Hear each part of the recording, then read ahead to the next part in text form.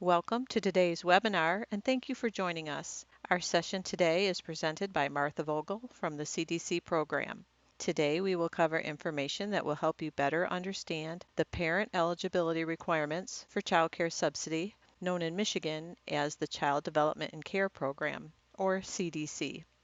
Child care subsidy is an assistance program that helps parents cover some or even all of their child care expenses. The Michigan Department of Education, or MDE, is the lead agency for the program and sets the policy and requirements for the program. The Michigan Department of Health and Human Services, MDHHS, determines parent eligibility for the program on behalf of MDE.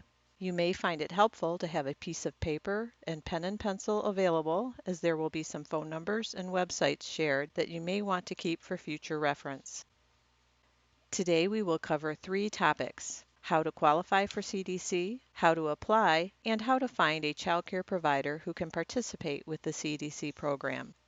To qualify for the CDC program, 2 main factors are considered. The applicant, who is usually the parent, must have a valid need reason. The family or child must also meet the qualifications of an eligibility group.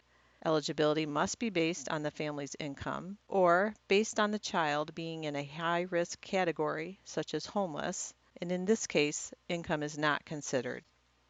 First, let's look at need reason.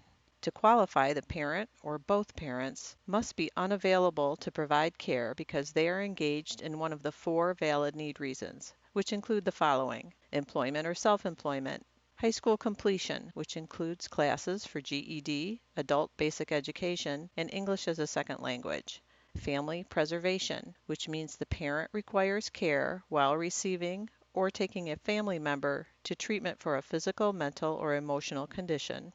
Approved activity, which includes activities such as job training and employment preparation programs, such as cosmetology school, and also post-secondary education, which is college coursework that is below the master's or graduate level. To qualify for CDC, the family or child must also qualify in one of the 2 eligibility groups: eligibility based on factors other than income, which we will discuss in a moment, or eligibility based on income. In both eligibility groups, families must have assets of less than $1 million. So first, let's look at eligibility when income is not considered. This eligibility group includes families and children who are eligible for CDC based on the following: the parent or child receives SSI or cash assistance, foster children eligible for paid placement, children with an active Children's Protective Services case at MDHHS, children of migrant farm workers, or children who are homeless. Children who are homeless or in an eligible foster care placement are entitled to expedited eligibility. This means if minimum requirements are met, the CDC can be temporarily approved within 7 days of an application. This expedited eligibility then allows time for the rest of the required documentation to be submitted. If a child or family does not qualify in one of the income waived categories listed on the screen, they may be eligible for assistance based on income. Income eligible families are able to enter the program if their gross income is below 130% of the federal poverty level, or FPL. They remain income eligible as long as they continue to complete annual redeterminations until their gross income exceeds 85% of the state median income.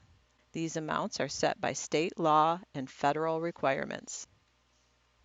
The income eligibility chart allows us to see the income level where a family can enter the program and where they must exit the program.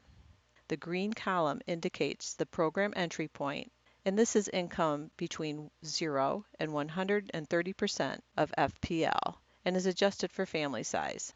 The orange column indicates the income level for program exit, which is 85% of the state median income.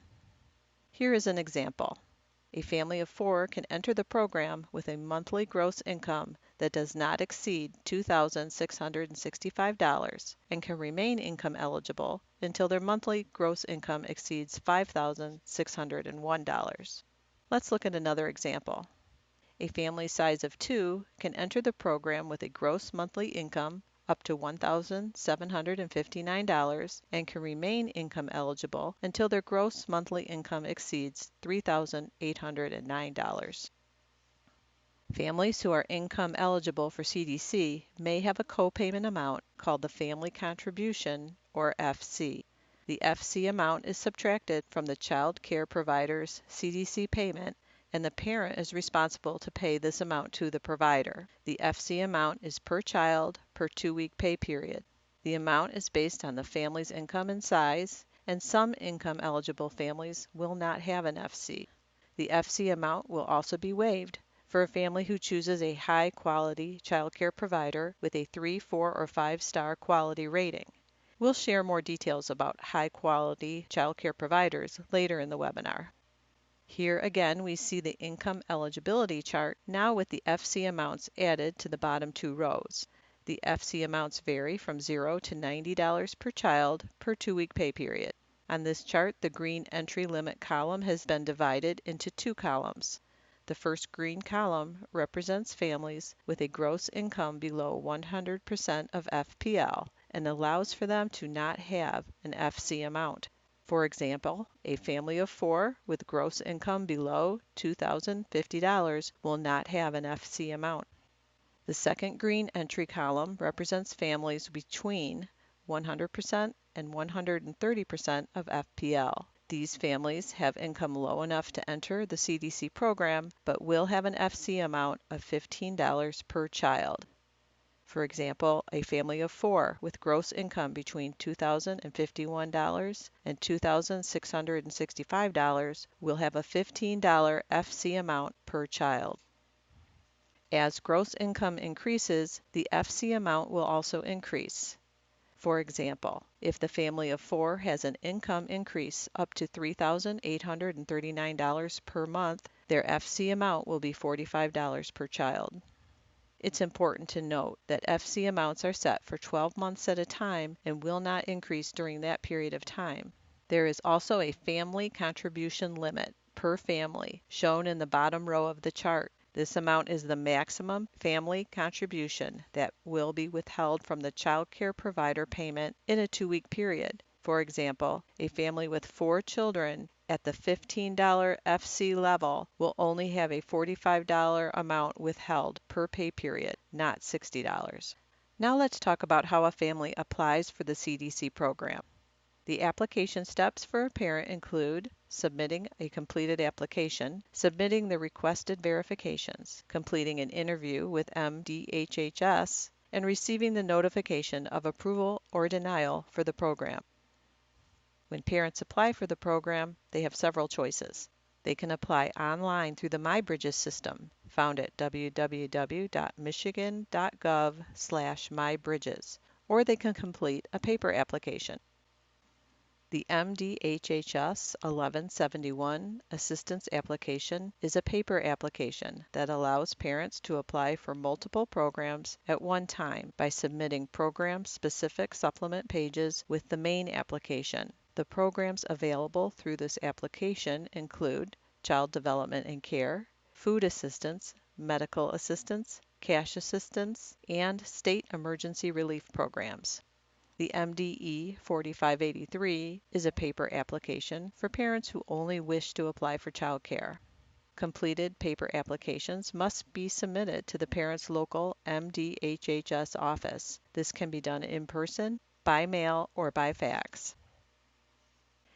Applications and other valuable information can be found on the Child Development and Care website located at www.michigan.gov/childcare. During the application process, parents must submit verifications, including proof of their need for child care. For example, if a parent is working, they could submit pay stubs. A complete list of verifications can be found at the Child Development and Care website under the Parents link. Verifications that are not submitted with the application will be requested by MDHHS. 10 calendar days is provided for the return of requested items, and if a parent is unable to meet the 10-day deadline, they can request an extension. An interview with the parent is required during the application process and is usually done by phone. The eligibility specialist will use the application, verifications, and interview information to determine if a client is eligible for the program and how many hours of childcare are needed. The hours will be calculated based on the time spent in the activity, meal periods during the work or school day, study and required lab time when requested, and travel time of 10 hours per need reason per pay period. The number of hours authorized will be in increments of 20, 40, 60, 80, or 90 hours every 2 weeks.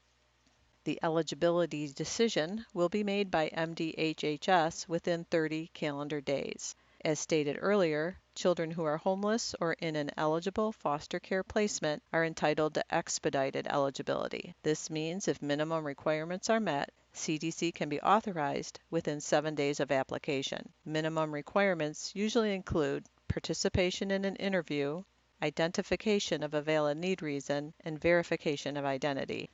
An expedited approval authorizes CDC for a 45-day temporary eligibility period. This will extend to a 12-month eligibility period if the remaining verifications are received. For all eligibility decisions, the parent will receive by mail a DHS 1605 Notice of Case Action, informing them if they have been approved or denied. This notice also explains the hearing rights that parents have if they disagree with the eligibility decision. If childcare has been approved, the Notice of Case Action informs the parent of the dates that are approved for childcare and the number of hours approved. On this sample notice, the childcare has been approved for the dates of January 8, 2017 through January 6, 2018 at 90 hours every 2 weeks for 3 children. If the parent was denied, the Notice of Case Action will state denied and include the reason for the denial, such as gross income exceeds program entry limit. Once childcare has been fully approved, it will remain open for 12 months. Eligibility will be reviewed at the end of 12 months, and childcare will either continue or be closed if the family no longer needs the program or is no longer eligible. This process is called redetermination. Prior to the end of the 12-month eligibility period, the family will receive notification that it's time for their redetermination. Documentation must be submitted to MDHHS in order to continue the child care subsidy. During the 12 months of eligibility, the family has 10 days to report the following: a change in household or family members, an out-of-state move, a change in child care provider, if the family assets exceed $1 million, if the family's income exceeds the upper limit for their group size in the income eligibility chart based on family size.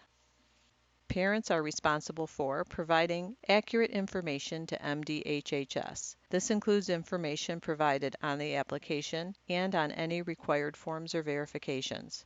They are also responsible to verify eligibility information, report the required changes in circumstances within 10 days of the change, provide information to MDHHS or MDE when requested, and select an eligible child care provider.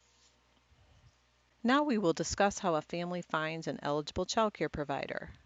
An eligible provider is enrolled with the state of Michigan and able to bill and receive child care payments.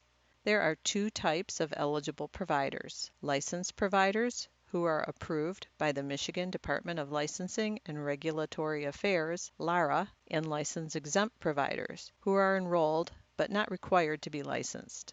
Licensed exempt providers are enrolled by the Michigan Department of Education. Parents can search online for a licensed child care provider in their area by using the Great Start to Quality website, www.greatstarttoquality.org. Additional parent resources can also be found at this site. The Great Start to Quality database allows parents to search for child care providers that meet any specific needs they may have. For example, parents can search for providers who also offer preschool or Head Start programming, or providers with experience caring for children with attention deficit disorder or food allergies. Parents can set up and save a profile or search the website as a guest. Those who may need additional help or don't have access to the website can contact the Great Start to Quality at 877-614-7328. The Great Start to Quality website also includes the quality rating of each licensed childcare provider by using stars. Participating providers receive between 1 and 5 stars, with 5-star providers being those who have been determined to be at the highest level of quality. The chart shown here explains what each star rating means. The empty star indicates that the provider meets licensing requirements but is not participating in the Great Start to Quality rating system, which is voluntary. As we mentioned earlier, a family that chooses a 3, 4, or 5-star provider will not have a family contribution amount deducted from the CDC payment to the provider. This can add up to considerable savings and is an added incentive to seek out a high-quality childcare provider.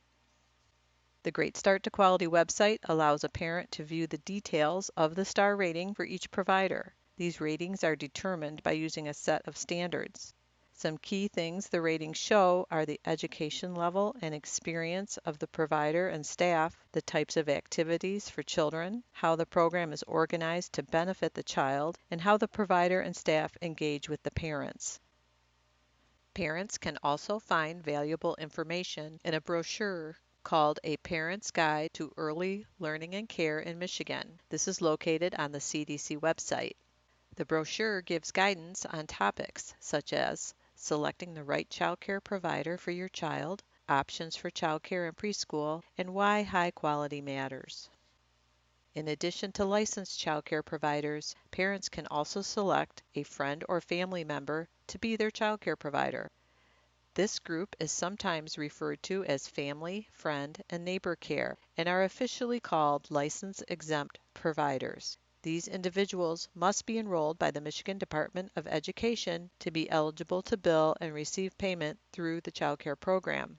License-exempt child care providers are enrolled as either a related or an unrelated provider, depending on their relationship to the child.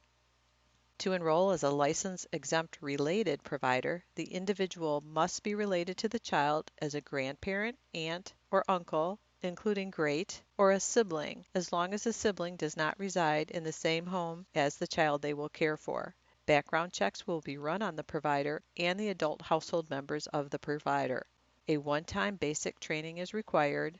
A related provider can provide care in their own home or in the child's home. If the provider is not related to the child, as described on the previous slide, they must enroll as an unrelated provider. The provider must pass a comprehensive criminal background check, which includes a fingerprint. They must complete a basic one-time training. The care must be provided in the child's home. A health and safety coaching visit must be completed annually. The visit takes place in the child's home. The application to become a related or an unrelated license-exempt childcare provider can be found at www.michigan.gov/childcare. Questions about all aspects of the enrollment process, including background checks, fingerprints, the basic training requirement, and health and safety coaching visits, can be directed to the Child Care Program office by calling 1-866-990-3227.